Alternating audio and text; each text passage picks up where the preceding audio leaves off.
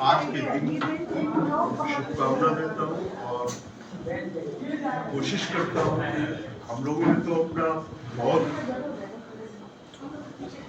जीवन के पल में बहुत सारे दिन देख लिए।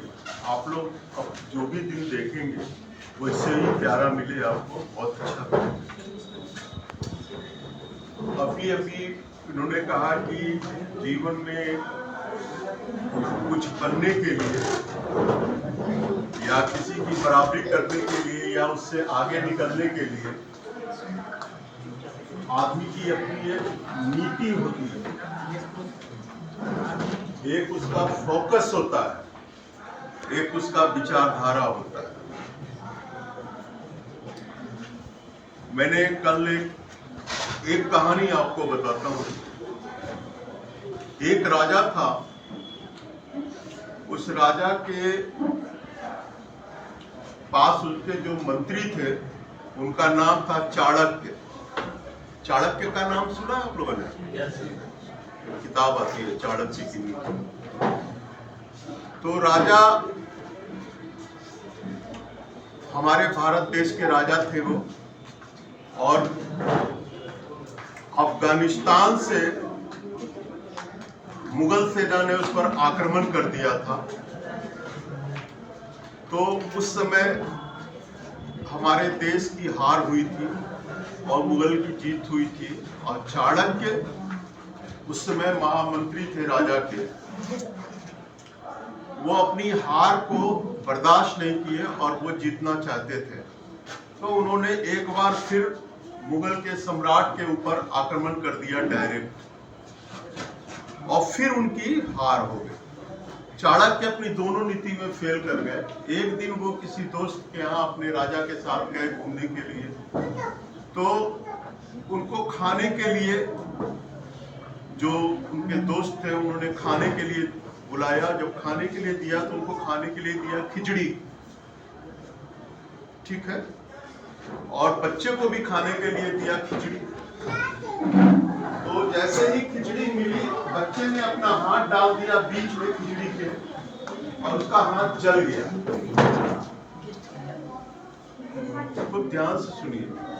बच्चे ने खिचड़ी पर हाथ डाला और उसने बीच में हाथ डाल दिया, हाथ जल गया। तो बच्चे की माँ बोलती है, बेवकूफ, तू भी चाणक्य है क्या? चाणक्य बगल पे बैठे थे, उनको कहा, बेवकूफ तुम भी चाणक्य है क्या कि डायरेक्ट बीच में हाथ डाल दिया?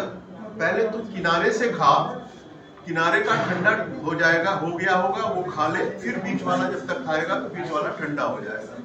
चाणक्य ने ये बात सुनी तो उनका दिमाग ठनक गया, और तब उन्होंने अपने राजा से कहा कि प्रभु, अब हमें आक्रमण अपने क्षेत्र के छोटे छोटे राज्यों पर करके उनको अपने कब्जे में करना है, उसके बाद बीच में जाना है। और इस तरह से उन्होंने पूरे भारत को बचाया।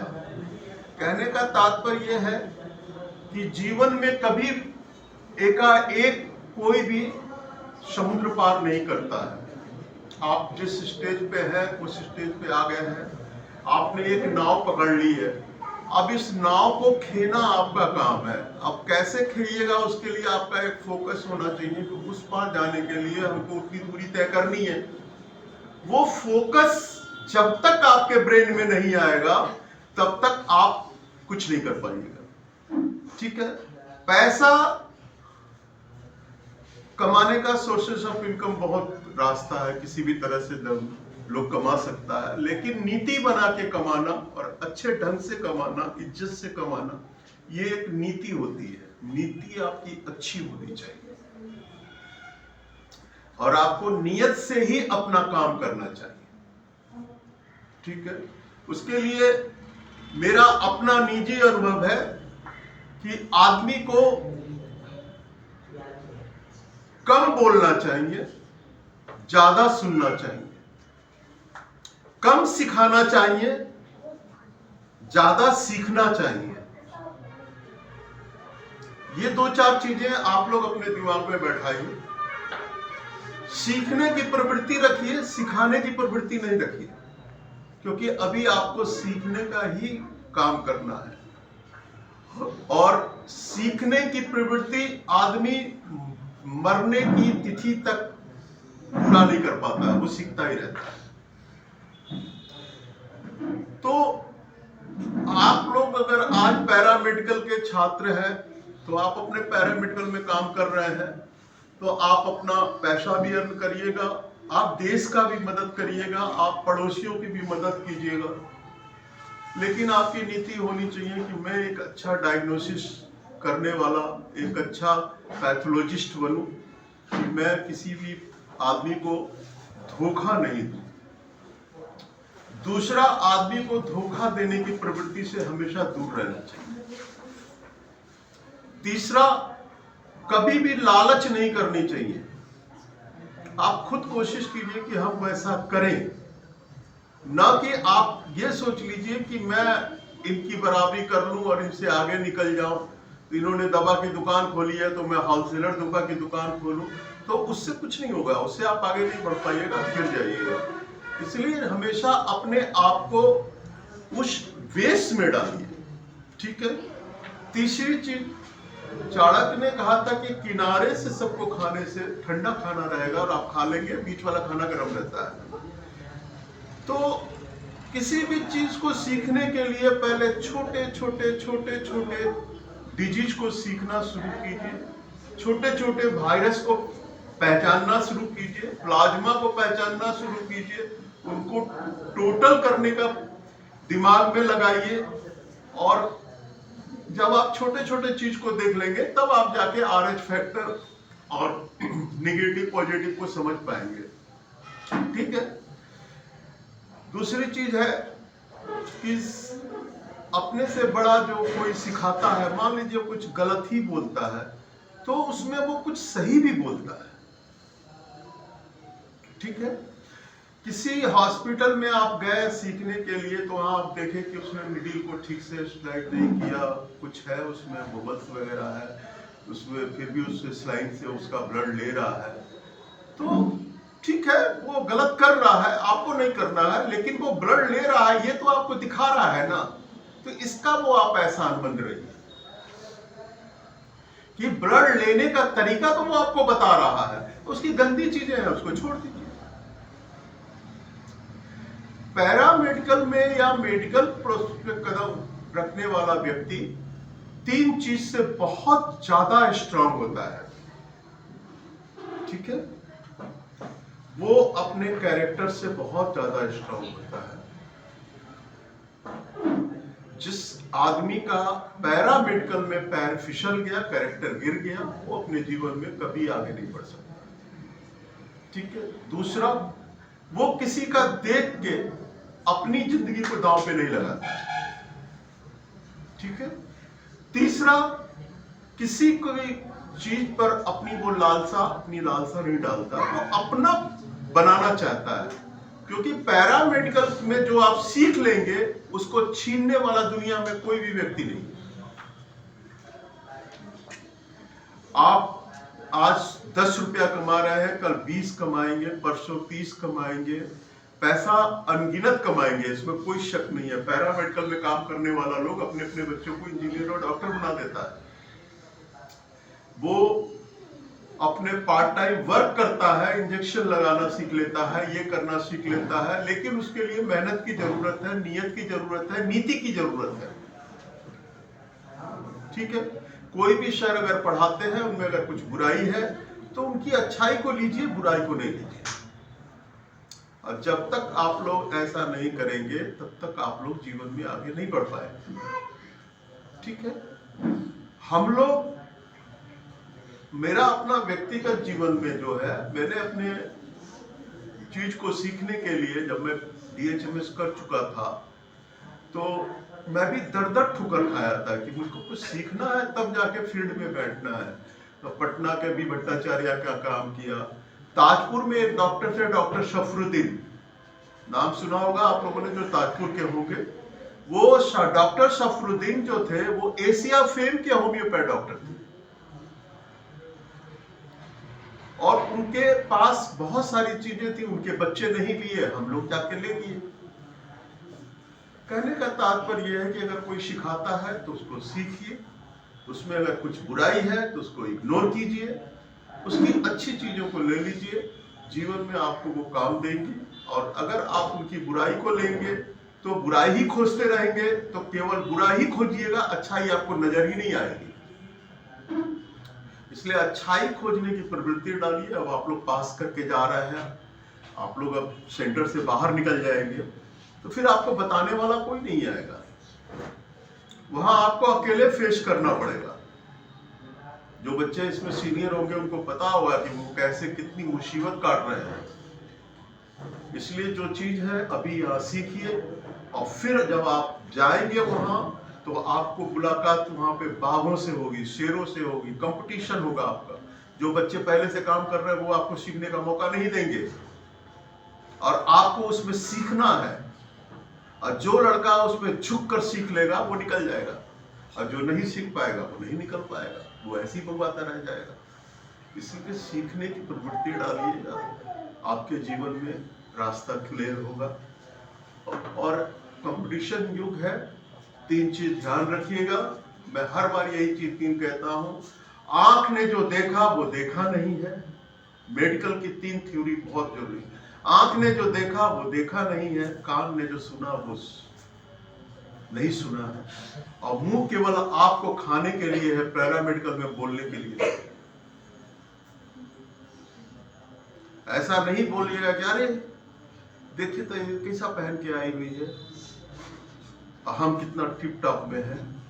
ये भावना नहीं होना चाहिए, ये पैरामेडिकल के स्टूडेंट की भावना नहीं होती। पैरामेडिकल स्टूडेंट की भावना सेवा भावना में होती है, और पैरामेडिकल के स्टूडेंट सीखने वाले होते हैं, सिखाने वाले नहीं होते हैं। इसलिए आप जहां जाएंगे, जहां पर ट्रेनिंग लेने जाएंगे, वहां सीखने की कोशिश कीजिएगा, सिखाने की कोशिश नहीं कीजिएगा। अगर कहे भी कि तुम जानते हो तो भैया हम तो आपके पास सीखने आए। ये प्रवृत्ति आप लोग हमेशा ध्यान रखिएगा। सिखाने की प्रवृत्ति जब करिएगा तो हमको नहीं लगता है कि आप लोग कुछ सीख पाइएगा। बस इतनी बातें ही अगर आप लोग अपने दिल में बैठा के रखेंगे तो आप आगे निकल जाएंगे। और अगर इन बातों को आप लोग इग्नोर करेंगे तो बहुत मुश्किल होगा इस कंपटीशन युग में जीना, वो भी पैरामेडिकल में। जीने का आपके साधन है बहुत सारे। आप पैरामेडिकल कर लीजिए, पैथोलॉजिस्ट अच्छे बन जाइए, फिर कुछ दिन के लिए आप लोग एक्सरे रेडियोलॉजी भी देख लीजिए। उसके बाद जहां भी जाइए सीखने की प्रवृत्ति रखिए, वही आपके जीवन का लक्ष्य है। सिखाने की प्रवृत्ति कभी मत कीजिएगा कि हम बहुत जानते हैं और हम तुमको सिखा दें, ऐसा भी मत रखिएगा, क्योंकि वैसा रखना आपके लिए नुकसानदायक होगा। और यही आपका 4 से 5, 6 साल जीवन जो है, इस इंस्टीट्यूट से बाहर निकलने के बाद जो 6 साल की लाइफ है वो आपको बना देगी। यही 6 साल की लाइफ आपको बर्बाद कर देगी। इस 6 साल में आपको नाम कमा लेना है, अच्छे जगह जाना है, बुरे से बुरे जगह को भी देखिए, वहां की अच्छाई लीजिए, और हमेशा अपने से ऊंचे लोगों से दोस्ती कीजिए, नीचे वालों से नहीं कीजिए। अगर आपके ही साथ में कोई लड़का सिगरेट पीता है, शराब पीता है, दारू पीता है, आप उससे साथ नहीं रखिए। हमेशा उस बच्चे को पकड़िए जो बच्चा कुछ सीखा है, कुछ जाना है, ये करता है, वो करता है। ऐसा करने पर आप आगे निकल जाएंगे। और इंस्टीट्यूट का जो वर्क है वो करीब करीब खत्म हो रहा है। अब आप लोग ट्रेनिंग में जाएंगे, ये हो सकता है कि हम लोग का आखिरी स्पीच हो आप लोगों को बताने का, और बिना कुछ किए आपको नहीं मिलेगा कुछ भी। मैडम आपको सर्टिफिकेट देगी, वो सर्टिफिकेट आपके बक्से में रह जाएगा अगर आप लोग मेहनत नहीं करेंगे तो। आप देखते होंगे, आते होंगे तो सोचते होंगे कीर्ति मैम तो ऐसे करती है, वो कर ली, इतना कर ली, ऐसे मिल जाता है, ऐसे पैसा मिल जाता होगा, ये कमा लेती। लेकिन आपने ये नहीं सोचा कभी कि कीर्ति मैम करती क्या बजे तक है? 2-2 बजे रात तक जगती है, डॉक्टरों के पास जाती हैं, खुद डॉक्टर के पास जाके कुछ सीखती हैं, तब वो आपको सिखाती हैं। अगर कीर्ति मैम ही बनना है तो कीर्ति मैम के लेबर को देखना पड़ेगा कि वो क्या करती हैं। इतना आसान नहीं है कि आप भी सब कोई कितनी मैम बन जाएगा, सब वो बन जाएगा। उसके लिए आपको उस पीढ़ी को पकड़ना पड़ेगा, और ये आपका आखिरी क्षण है। 6 साल अपने आप अपनी जिंदगी को सुधार लीजिएगा तो आप भी शीरम बन जाइएगा, शर्मा डायग्नोसिस बन जाइएगा, लाल पैच चले जाइएगा। कोई नहीं जानता कि इसमें से कौन लड़का अरबपति बन जाएगा पैथोलॉजी से, कोई नहीं जानता। इसलिए अपने कर्म को करिएगा और हमेशा ध्यान रखिएगा, जो देखा है वो देखा नहीं, जो सुना है वो सुना नहीं। मुंह केवल खाने के लिए है, बोलने के लिए नहीं। ये मेडिकल का एकदम टर्म है। आपका सीनियर क्या कर रहा है उस पर टीका टिप्पणी करने का अधिकार आपको नहीं है। दूसरे की बुराई खोजने से अच्छा है कि आप उसकी अच्छाई खोजिए। वो गलत कर रहा है तो कुछ अच्छा भी कर रहा है, अच्छाई को पकड़िए, बुराई को नहीं पकड़िए। और जीवन में आगे बढ़ने के लिए सीखिए, सिखाने की कोशिश नहीं कीजिएगा। गिरकर सीखने वाला हमेशा शिखर पे पहुंचता है। बांस जो है वो लिवने की ताकत रखता है, मतलब जमीन से लेट जाता है, वो जल्दी टूटता नहीं है। लेकिन आम का पेड़, पीपल का पेड़ लिपता नहीं है, वो उखड़ जाता है। इससे ज्यादा हम क्या बोलेंगे आप लोगों को। बस इतना ही कहेंगे कि इंस्टीट्यूट का वर्क पूरा हो गया। अब आप लोगों को अपना वर्क करना है, अपना टैलेंट दिखाना है, अपना जीवन को आगे बढ़ाने के लिए अपनी सोच अच्छी करनी होगी। जो पल बीत गया वो वापस नहीं आएगा। जो समय आप बर्बाद कर दीजिएगा 6 साल की जिंदगी में वापस नहीं आएगा। ये वही झोला छाप डॉक्टर की तरह बैग पीछे रख के गांव गांव सुई लगाइएगा, कोई आपको सर कह के प्रणाम नहीं करेगा। इसलिए आप लोगों को अगर कुछ करना है तो अभी से इंस्टीट्यूट के वर्क को खत्म समझिए और अपने जीवन को आगे बढ़ाने के लिए लग जाइए। जय हिंद।